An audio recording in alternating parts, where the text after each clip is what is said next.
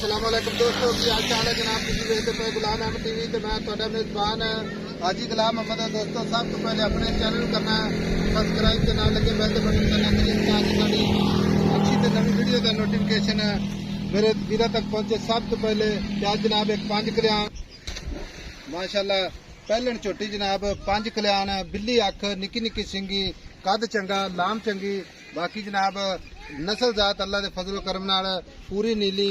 बाकी जनाब मेरे दोस्तों वीरां ने अपने निगाहां नाल तसल्ली कर लेनी है। इस झोटी की अल्लाह की मेहरबानी नाल पूरे जनाब 21 हार अल्लाह की मेहरबानी नाल एक हड्डी खुदा पुट्ठा टाक 4 शेरो जनाब कैमरे मेरे दी नज़र है। बाकी चलती फिरती अल्लाह की मेहरबानी नाल कैमरे मेरे दी नज़र है। बाकी जो हिसाब किताब है वो सारियां गल्लां जनाब मालक तो सांझे लैके देवांगे। माशाअल्लाह ते माशाअल्लाह दे कमेंट जरूर करने ने। बाकी अल्लाह दे फजलो करम नाल भरावां नूं साफ सुथरे जानवर नीली बार दे विखाए जांदे ने। कन्ने बुच्च पाए ने जनाब निक्की निक्की सिंगी पूरे जनाब गुड़ रंग दी नस्ल जात पूरी नीली। बाकी सारियां गल्लां मालक तो सांझे लैके देने आ।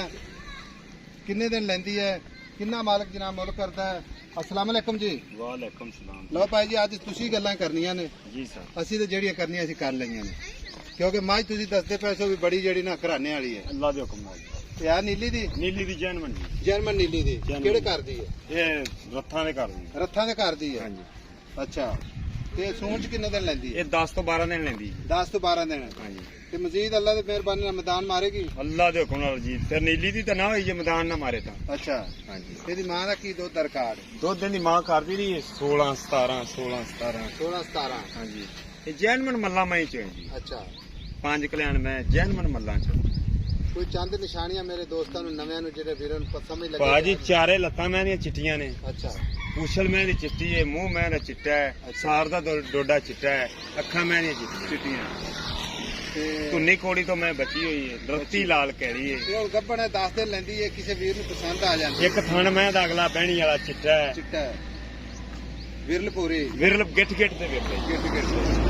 और किसी वीर को पसंद आ जाती कोई वीर कहता कि ऐसा मझ लै दो लेकिन बयाना करा देना सूई तो लै जाएंगे। ਸੂਈ ਤੋਂ ਲੈ ਜਾਣਗੇ। सूई दे विच ये होगा भी थना अपने छट्टे फुआरे की गारंटी होगी। ਅੱਲਾਹ ਦੇ ਹੁਕਮ ਨਾਲ ਜੀ। ठीक होगा ते ਇਹਦਾ ਮੁੱਲ ਕੀ ਕਰਨਾ ਪਿਆਰ ਮੁਹੱਬਤ ਵਾਲਾ।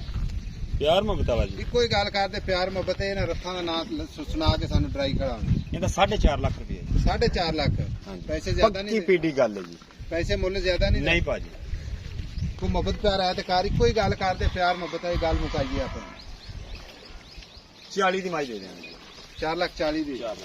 ਤੂੰ ਬਿਆਨਾ ਤੈਨੂੰ 1,50,000 ਕਰਾ ਦਈਏ ਤੇ ਸੂਈ ਤੋਂ ਲਿਜਾ ਸਕਦੇ। ਅੱਲਾਹ ਦੇ ਹੁਕਮ ਨਾਲ ਜੀ ਆਪਾਂ ਮੈਂ ਦੇ ਤੋੜ 55 ਤੱਕ ਗਰੰਟੀ ਦਾ। ਇਹ ਜਦੋਂ ਬਿਆਨਾ ਕਰਾ ਦੇਾਂਗੇ ਥਾਣੇ ਦੀ ਪੂਰੀ ਗਾਰੰਟੀ ਹੋਣੀ। ਹਾਂਜੀ ਚੁਆ ਕੇ ਦੇਾਂਗੇ ਜੀ ਆਪਾਂ। ਚੁਆ ਕੇ ਥਾਣੇ ਚ ਘਾਟਾ ਵਾਧਾ ਛੱਟਾ ਹਾਂਜੀ ਉਹ ਸਾਡੀ ਅਸੀਂ ਪੈਸੇ ਵਾਪਸ ਦੇਾਂਗੇ। ਠੀਕ ਹੈ। ਬਾਕੀ ਨਸਲਾਂ ਦਾ ਤਾਂ ਅੱਜ ਮੇਰੇ ਉਹ ਤਾਂ ਬੰਦੇ ਆਪ ਹੀ ਪੜ ਲੈਣਗੇ ਮੱਝ ਨੀਲੀ ਦੀ ਹੈ ਕਿ ਕਿੱਥੋਂ ਦੀ ਹੈ। ਠੀਕ ਹੋ ਗਿਆ ਠੀਕ ਹੋ ਗਿਆ।